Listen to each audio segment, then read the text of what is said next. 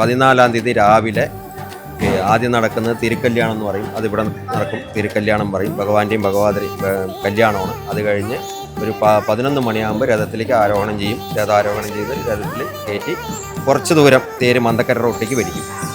എന്നിട്ട് അവിടെ നിർത്തിവെച്ച ശേഷം വൈകുന്നേരം 14-ാം തീയതി വൈകുന്നേരം 4 മണി തൊട്ട് തേര് വലിച്ച് തിരിച്ച് അച്ചമ്പടി എന്ന് പറഞ്ഞ സ്ഥലത്ത് കൊണ്ട് തിരിച്ചു നിർത്തും.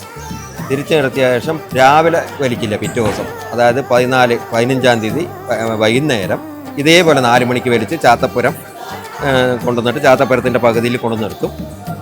അപ്പോഴേക്കും അതായത് 14-ാം തീയതി മന്തക്കരയിലെ രഥം ശിവൻ്റെ ഈ കിഴക്കേ നടയിലേക്ക് വരും. വിശ്വനാഥസ്വാമി ക്ഷേത്രത്തിലെ കിഴക്കേ നടക്കിലേക്ക് വരും.